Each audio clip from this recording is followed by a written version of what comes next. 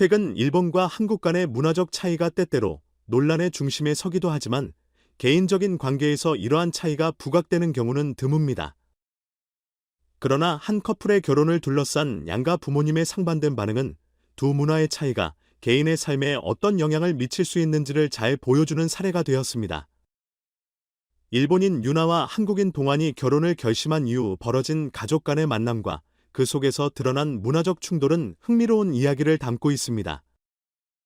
유나와 동안은 3년 전 대학에서 만나 사랑에 빠진 이후 서로의 문화를 존중하며 관계를 이어왔습니다. 두 사람은 결혼 후에도 각자의 나라를 오가며 살아가기로 결심했지만 이러한 결정은 각자의 부모님에게 새로운 고민을 안겨주었습니다.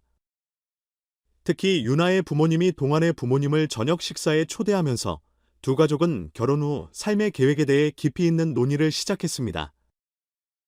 유나의 부모님은 일본에서의 삶을 중요하게 여기며 두 사람이 결혼 후 일본에 정착하기를 바라는 마음을 솔직히 밝혔습니다.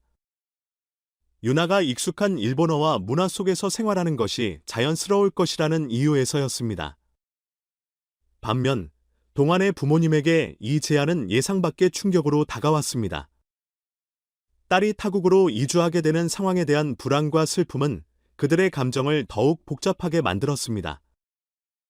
동안의 어머니는 눈물을 글썽이며 우리 딸이 멀리 일본에서 살게 된다니 너무 걱정스럽고 두렵습니다라고 말하며 속마음을 털어놓았습니다.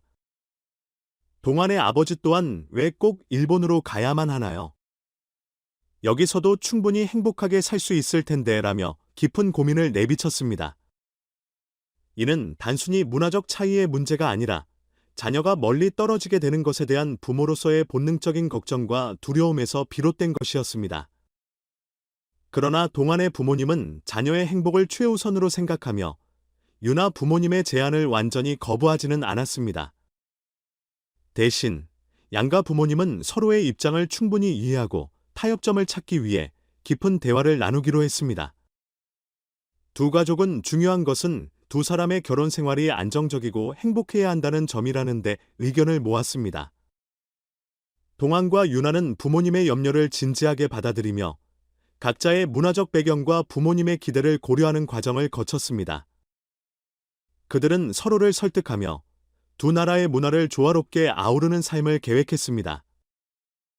긴 대화와 이해의 시간이 필요했지만 결국 양가 부모님은 두 사람의 결정을 존중하기로 했습니다. 결국 유나와 동안은 일본에서 새로운 결혼 생활을 시작하기로 했습니다. 그들의 사랑은 양가 부모님의 이해와 존중 속에서 더욱 단단해졌으며 이는 단순히 한 커플의 이야기를 넘어 두 나라 간의 문화적 차이를 초월하는 중요한 사례가 되었습니다. 동안의 부모님은 비록 딸이 멀리 떨어져 지내게 되었지만 그녀의 행복을 위해 응원을 아끼지 않기로 했습니다. 유나와 동안의 이야기는 문화적 차이가 관계에 주는 도전에도 불구하고 진정한 사랑과 상호 존중이 이러한 장벽을 극복할 수 있음을 보여줍니다. 그들의 결혼은 단순한 두 사람의 결합을 넘어 가족과 문화가 함께 어우러지는 과정에서 진정한 사랑과 이해의 의미를 되새기게 하는 특별한 이야기로 기억될 것입니다.